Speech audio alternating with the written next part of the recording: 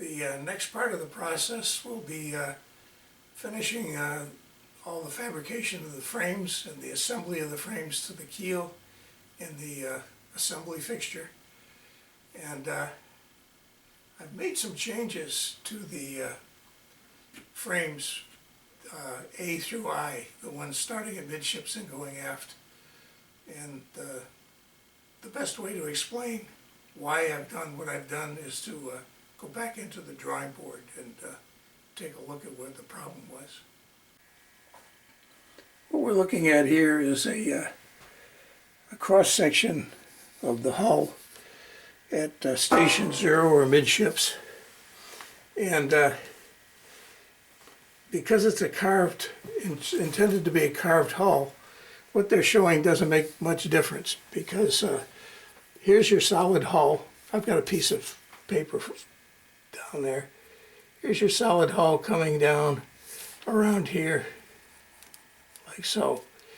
And then they've carved away to form the bulwarks, and they put a cap rail on top. And then they're showing what they're calling the waterway. And the waterway they're showing is a board that comes up against the bulwark planking. And then they've got a stanchion here holding the planks on the bulwark. Now, with a solid model, you can get away with that, and then your planking would come over here on top of it, like that. If the hull were shaped like this all the way back, it wouldn't make any difference. But the problem is that the bulwarks start to lean in and out at some point. And I found, well, let's go back for a minute. When you're framing a real boat, here's your frame coming down to the keel, like so. And they would cut the frame off at the just below the deck, and then your deck beam would come across like so to support that, and then there would be a deck beam shelf that the deck beams would sit on. So that would support the deck. And then this board is called a cover board or waterway, and that covers up both the tops of the frames and the planks coming up to it. That board comes out, and it usually extends just a little bit beyond the planking, and it forms a solid piece across there like that.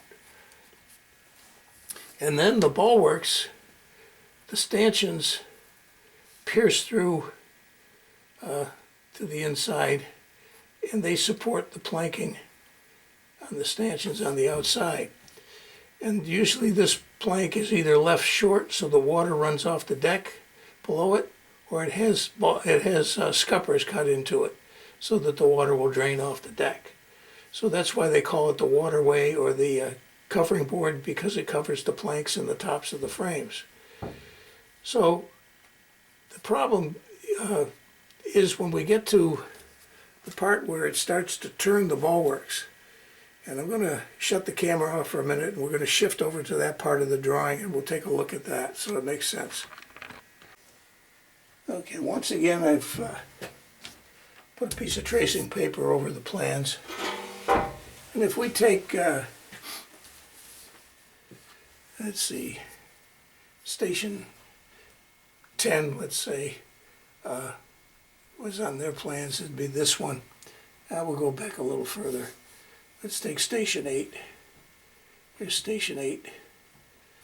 Now station 8 shows the hull coming up this way, which is what your frame would be doing. And then it shows the bulwark coming up like this. So you got a point here where the bulwark goes in a different direction than the hull frame. And what I did is I took that point and it came over here to where the frame was, and I find that I'm like 3/16 of an inch below the deck at that point. The deck on that frame is here. So your deck has a crown to it, so it would come up like this. So here's your turn of the bulwark, and here's the deck. And then they show some kind of a molding here. That's this line that's applied to the outside, and then your cap rail would be sitting on top.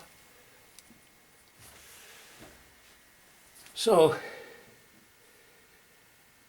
what doesn't make any sense to me is that the designer and the shipwright would bring a frame up here and make an elbow in the frame and then cut it off here to put a waterway in here and then continue up the short distance here. And usually what's showing is a molding. I suspect really it isn't a molding on the boat. It's painted white and it's in contrast with the hull. I suspect that's really the end of the waterway. And the waterway was painted white and it contrasted with the hull, and it would run the length of the hull at the deck level. And that would appear as a decorative molding, which it's really not a decorative molding. So anyhow, I went back and I adjusted the lines of the hull so that the deck level and the turn of the bulwark would occur at the waterway, so that the waterway becomes the molding, and it makes sense to have the turn of the bulwarks happen at the deck level, not below the deck level. So anyhow, I've gone back and adjusted all the frames so that the waterway occurs at the turn of the bulwarks. Hope that makes sense. Look at some of the ones that I've modified. Here's your deck beam coming across, and now I'm bringing the hull up and making my corner to the bulwark at that location, and we keep doing that as we go back. At the stern, believe it or not, they had the farthest ones to the stern were very close to having the decking at the turn of the bulwarks. So we'll see how that goes. This is my model of a Baltimore clipper, and what appears to be a molding line is actually the waterway in this boat. And I don't know if you can see it or not, but the waterway has scuppers cut in it, and then the cannons come through at the waterway level, and it forms, because it's painted white, it forms a molding down the side of the boat that joins into the stern moldings and up into the stem knee. And on the other side, you can see scuppers more clearly, and the covering board comes inward until the planks are nibbed into it all along at the edge. So that's the way I would expect the ship to be constructed. The difference here, of course, is the bulwarks follow pretty much the curve of the hull. They're not departing in a different direction from midship's back. So that's all going to be kind of interesting to try and represent. I've taken a minute to turn the Baltimore clipper around so that we can see the opposite side. And this is what I like to do and why I like to do plank on frame. Because I can leave the planks off on one side and show the construction of the boat. It's kind of my signature on ship models. That's the way the Blue Nose is made. That's the way I've done this one, and now we'll do Dancing Feather the same way. Makes an interesting model. In part one of this series, to get started on the Dancing Feather project, I was pulling a drawing off my drawing board of the previous project, which is a a bass boat that I did. And here she is, all planked in mahogany, and has very pretty shear lines to it. Has a cuddy cabin. And I don't know how much we could see here, but some of the details of the inlaid decks. And the control station, motor box. We got an anchor with a rope down there. Set of fishing poles in the rod holders.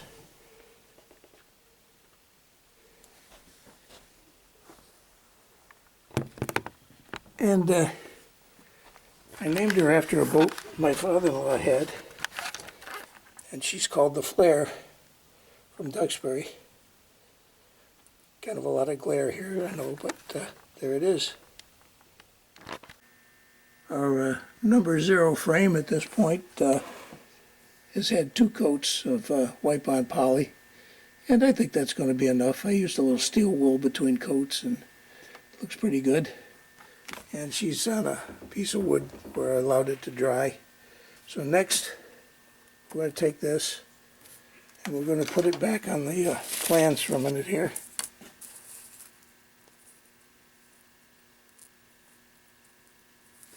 Like so. And we're going to mark the water line on there so that we can line that up with the water line on top of the fixture. And the other thing I want to know where it is the top of the deck beam, which will be marked on here as well. When I put this frame in, I'm going to attach a deck beam to this one. And I'm not going to do that to all the frames just yet, because I want to use a batten and fair the deck beams on the inside of the frames so that they all follow a nice flowing line. So maybe every 4th or 5th frame I'll put in a deck beam, and then we'll fair that in with a batten and bring the others up to the batten. It'll be easier to put a batten on top than try and get underneath it where the ledge would be for the shelf would be for the deck beams. I'm not going to put in a deck beam shelf because it's not going to show on the model. So I'm just going to attach a batten to the inside of the frames, fair that in along the length of the boat, and then bring my deck beams up under that. That's the plan. I've pinned the frame down to the 0 frame template, and I'm going to mark the water line.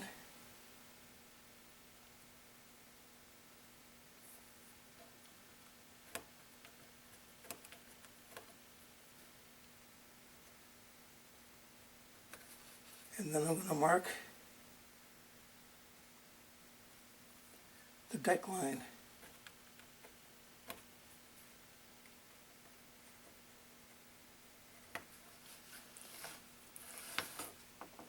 So those are the 2 key points that I want to know about as I assemble the boat. I've got a piece of 1/8 inch plywood, 3-ply plywood, and I'm going to cut deck beams out of this because they're not going to show. For one thing, they're not going to be finished. The deck is going to sit on top of it, and you're not going to see underneath enough to understand that it's not solid wood. But the nice thing about this is where it is plywood, I can cut a curve for the deck beam across the length of my template, and then when I finish the top edge off of that, I can move the template down and define the top of the next one and the bottom of that one. So I'll have very little scrap as I cut my deck beams across one on top of the other.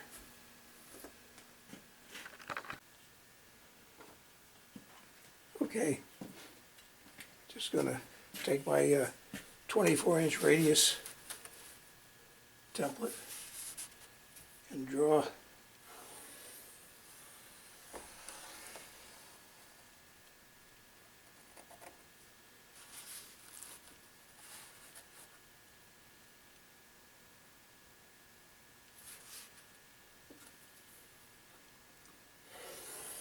a reasonable thickness of a deck beam.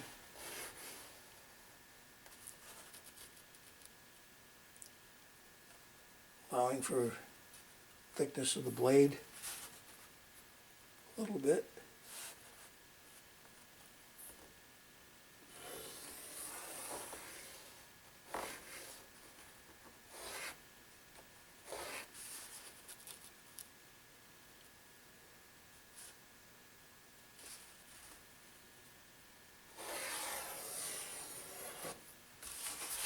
So that'll get us started. I'm just going to trim this piece off here. And we'll start cutting out some deck beams. Okay, I've cut the first line. So that should be the last of the scrap we see for a while. I've cut the first of the deck beams. And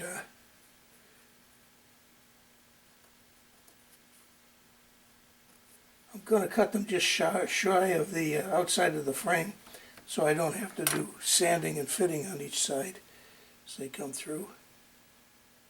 So that deck beam's going to want to go there. We'll cut that off and glue it in place.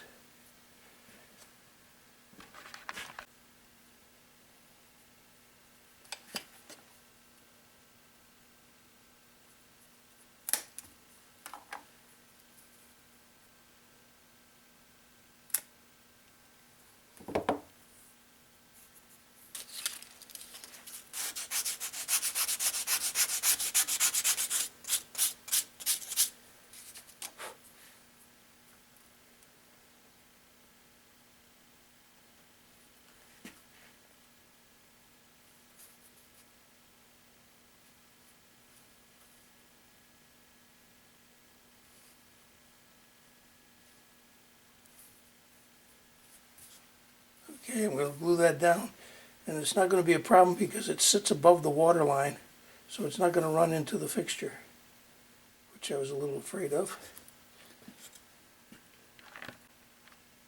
Okay, the first of the deck beams is glued in place. We just have to wait for the glue to set up. We've put our first frame into the assembly fixture, and everything seems to line up very nicely. Move that forward just a little bit so it lines up on the bottom.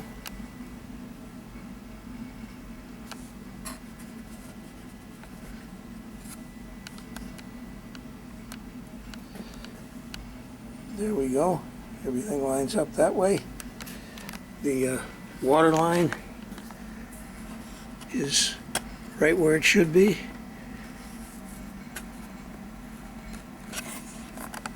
On both sides.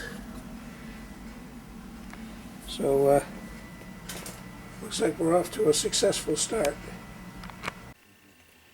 Taking a look at where we are so far, I've completed cutting out all the frames from frame 0 forward, and at this point they all have a second coat of finish on them, and these are the half frames that go up near the bow. So they also have had finishes put on them. Now, none of these frames are glued to the keel as yet because I want to use a batten and align the frames along the edge to each other before I attach them to the keel. I want them all in alignment so that they're fair. Right now we're in the process of cutting out the futtocks for frame C, which is after the center line. Now that we're in the alphabetic characters. Frame B is over here. Oh no, this is frame A. Frame A has the trenails glued in place. They have to be trimmed and then finished, and that'll be ready to go into place just after the center line. Then over here on the light table,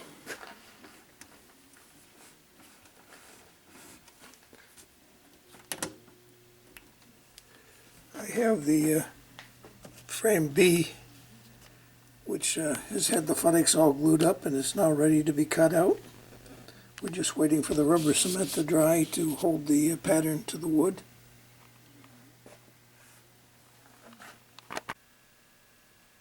And starting to glue the frames to the keel and the stem. The trickiest ones are the ones up front here because these are half frames, and locating those to the stem and getting them even on both sides is a little tricky. What I've been doing is I've cut a couple of battens, and I've been using the battens to lay the deck beams down, and that'll fair the deck beams in level all the way across so that the deck planks will sit on top of them nice and flush. So I've been using that on both sides of the center line, clipping them in with the clothespins. So I'm gluing the deck beams on both sides of the frames, and that'll give a nice sturdy tie across. Once I get the frames centered with the deck beams on them, then I put a drop of glue on the keel, and that rigidizes the frame to the keel pretty well. So hopefully that'll come all nice and fair when we go to put the outer planking on. So that's where we are right now.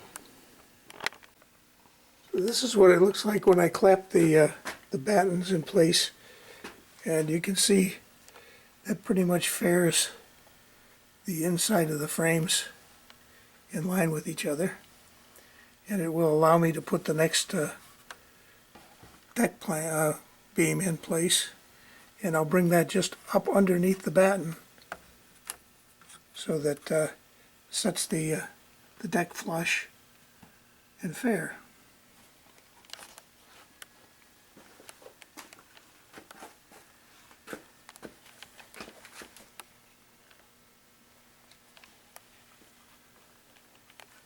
I've got the ribs out of here are missing right now because they're in the way when I'm gluing up the deck frames and whatnot.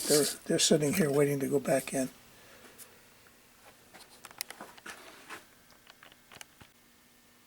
I've been beavering away making frames here, and after they're got a coat of polyurethane on them, I've been installing them in the fixture and then gluing the deck beams across to tie them in, give them some stability. All the frames at this point are cut out. We've got a couple over here with their first coat of polyurethane, and then the half frames that go in the stern, first coat of polyurethane.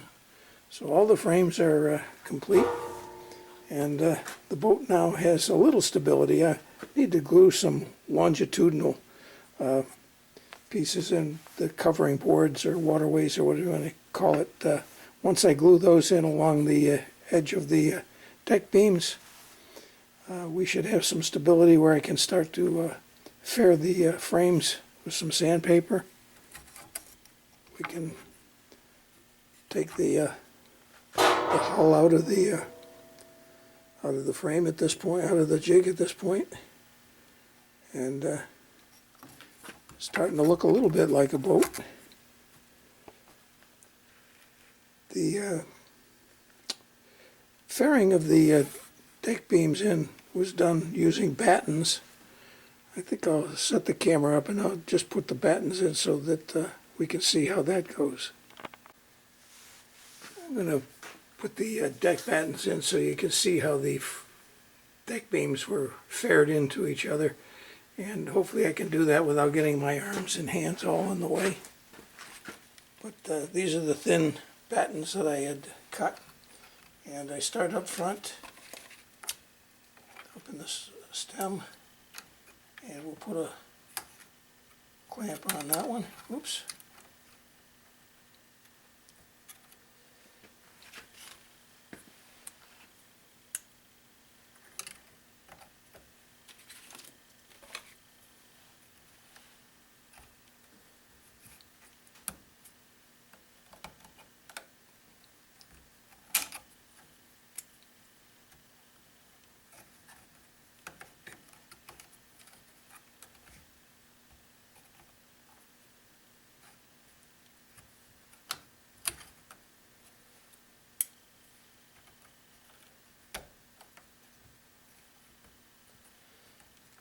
them down nice and tight on the deck beams.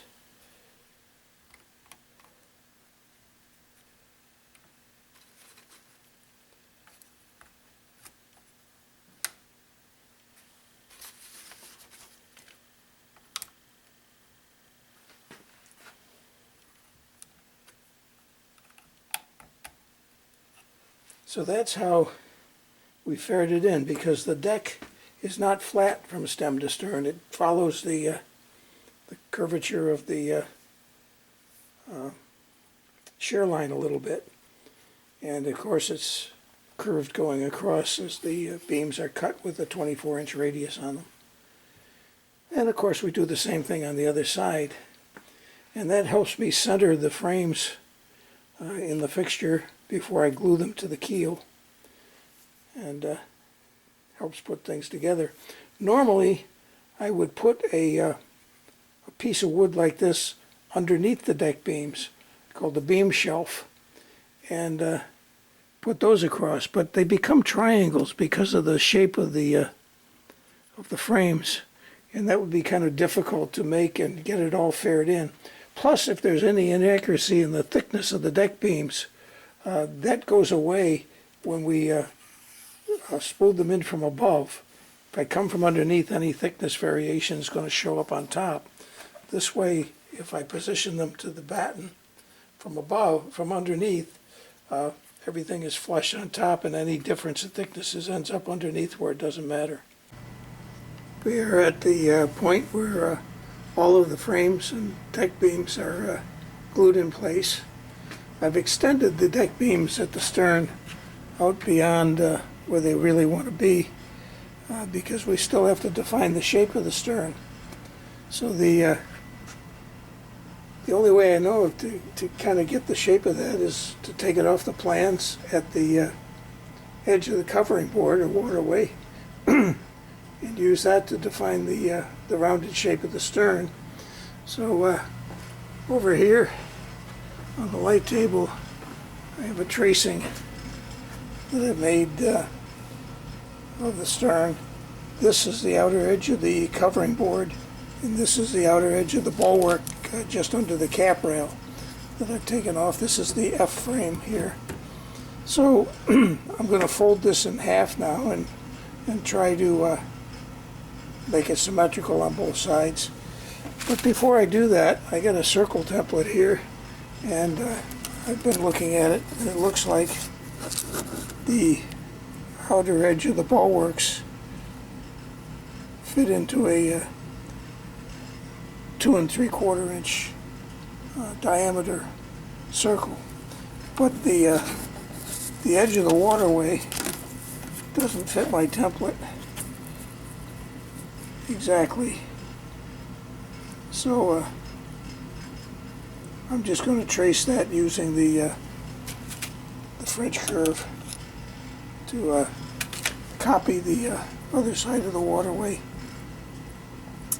And then we'll see if we can't use this to make some templates that will let us figure out how to shape and frame the stern. So the first thing I'm going to do is extend the outer edge of the bulwarks around using the circle template.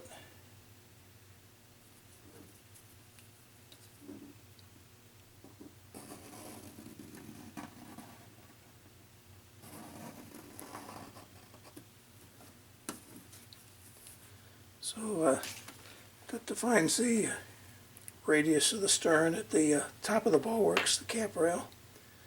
And then we're going to use the fold the paper in half, which I've made a perforation along the center line so it folds over nicely. And using the French curve, we'll try to pick up the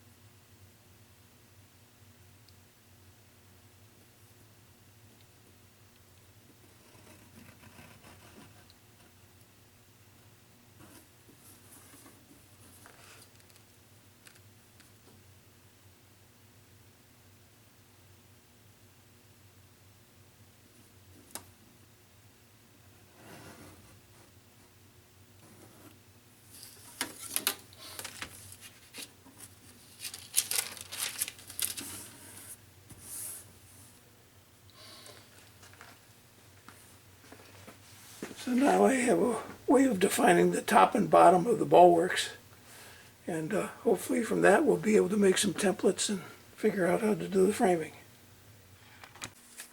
I've created copies of my template here on my printer, and I'm in the process now of applying rubber cement to the back side of the template and to the top side of a piece of mat board. And the mat board, turns out, is just about the same thickness as my planking is going to be on the deck. So this should be able to sit flush to the deck on top of the deck beams and define the outer edge of the waterway or cover board. And we'll see how that goes. I've fabricated and glued in the first strips of wood that are going to be the covering boards or waterways, and I couldn't really get them to bend and flow very well if I made the width of the board any wider than it is now. As it was pretty tricky to keep it flat and go around the curve at the same time. But it didn't go too badly. But I want it to be wider than that, so I'm going to be gluing another piece in alongside of that, just to bring the width inward towards the decking a little more. So that'll be the next step.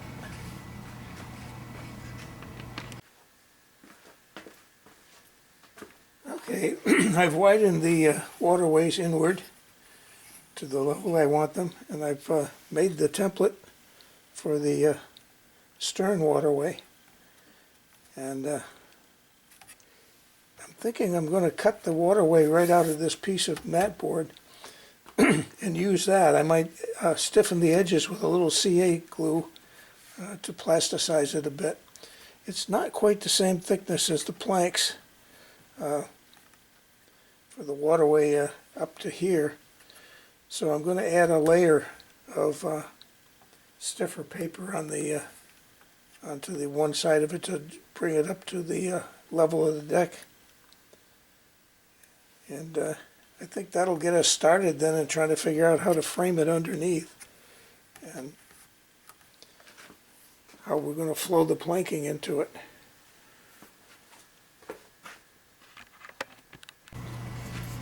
I've cut a piece out of an old file folder, and we're going to use that to thicken this up a little bit, and hopefully that'll match it up with the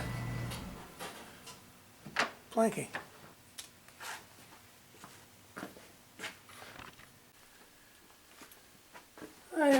I tried the